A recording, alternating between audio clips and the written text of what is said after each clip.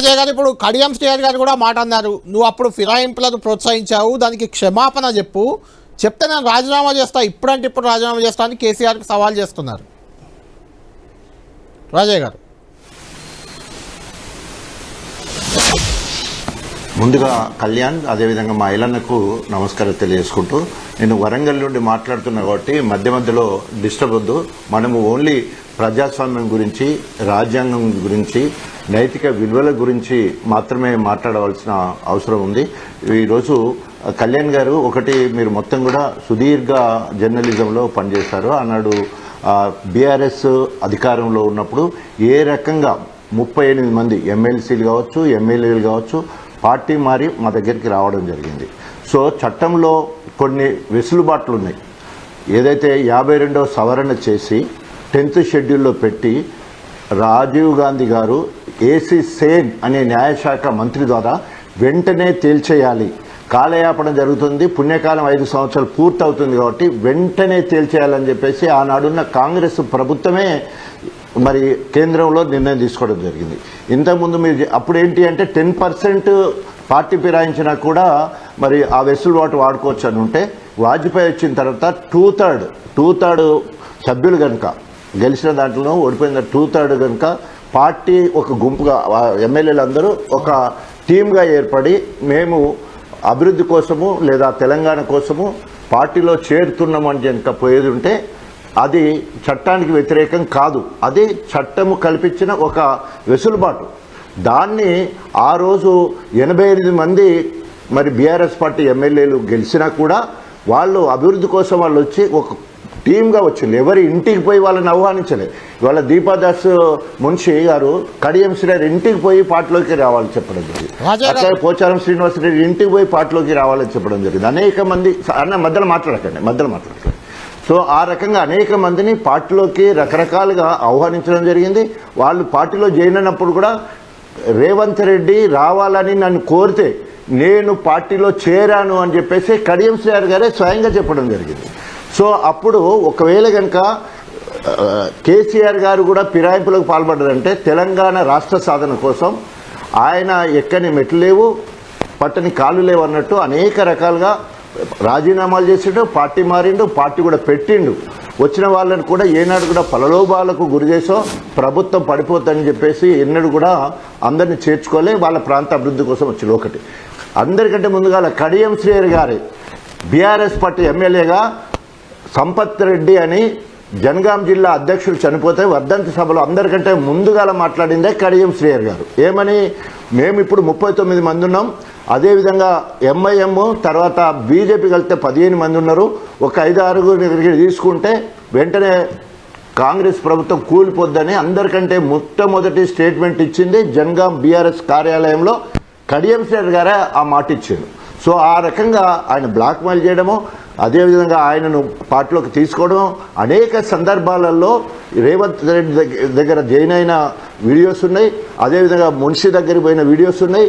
తర్వాత రాహుల్ గాంధీ మిగతా వాళ్ళందరూ కలిసి ఉంటే కూడా వాడు ఏమంటారు, ఏఐ సృష్టి అంటున్నారు, ఆర్టిఫిషియల్ ఇంటెలిజెన్స్ సృష్టి అని. మరి దాన్ని అడ్డుపెట్టుకొని ఈరోజు తప్పించుకోవాలనుకుంటున్నారు.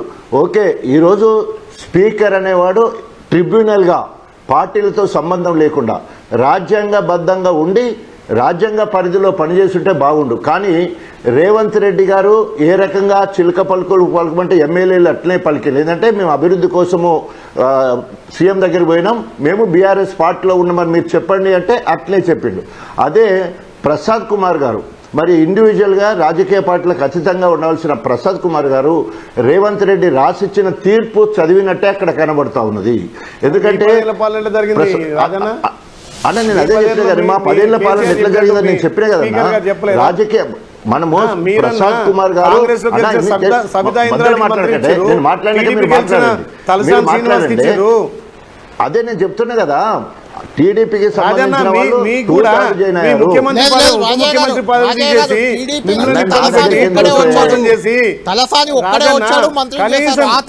ఒక దళితుడు సిఎల్పి నాయకుడు ఉంటే కూడా ఓర్వలేని మీ కేసీఆర్ అయినప్పటికీ కూడా దళితుడు ప్రతి సిఎల్పి దాంట్లో నాయకుడు ఉంటే కూడా 6 నెలల సిఎల్పి హోదా ఉండొద్దని సమయం ఉంది. ఇవాళ మా డిప్యూటీ సీఎం గారు బట్టి విక్రమార్క గారి హరీష్ సిఎల్పి రావు పదవిని కూడా గారు తీసేసిన ఘనత మంత్రి పదవి మీ ఇచ్చిన కేసీఆర్ తర్వాత 6 నెలలకి కేసీఆర్ ని ఎలక్ట్ ఎంత ముప్పు తిప్పలు పెట్టిండు హరీష్ రాజన్న రావు గారు కేసీఆర్ ని ఉప కాంగ్రెస్ ముఖ్యమంత్రి పదవి TRS తీసేసిండు నీ అలయన్స్ మంత్రి లో పదవి తీసేసిండు ముందు మంత్రి పదవి ఇచ్చారు, అయినా 6 ఇవాళ నెలల మళ్ళీ తర్వాత కేసీఆర్ ఎలక్ట్. కాబట్టి 6 నెలల వరకు వెసులుబాటు ఉంటది.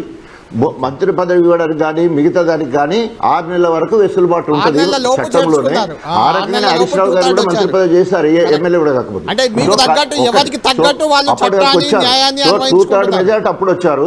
మొన్న కాంగ్రెస్ వాళ్ళు కూడా అన్న మొన్న కాంగ్రెస్ సంబంధించిన వాళ్ళు కూడా 2/3 వచ్చిన తర్వాతనే జాయిన్ చేసుకోవడం జరిగింది.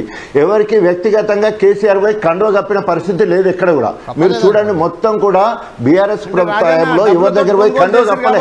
కేసీఆర్ కానీ హరీష్ రావు కానీ ఎవరు కూడా కండువలు కప్పలే ఎక్కడ కూడా. కండువాలు కూడా దేవుడి కండువాలు అంటున్నారు, అవి కాంగ్రెస్ కండువాలు కావు కదా, ఎక్కడ చేయి గుర్తు లేదు ఆ కండువాలపై.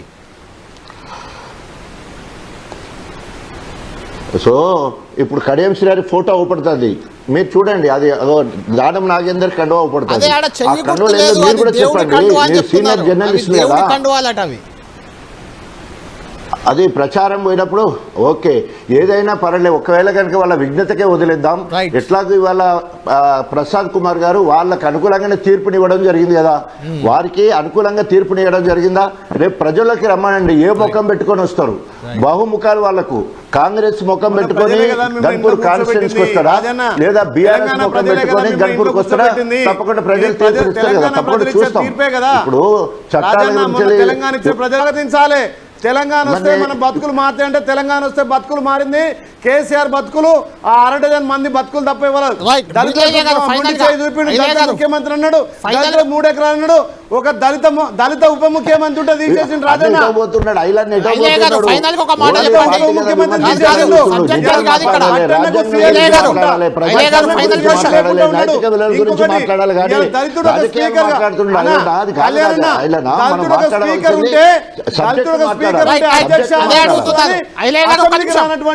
మీ నాయకుడు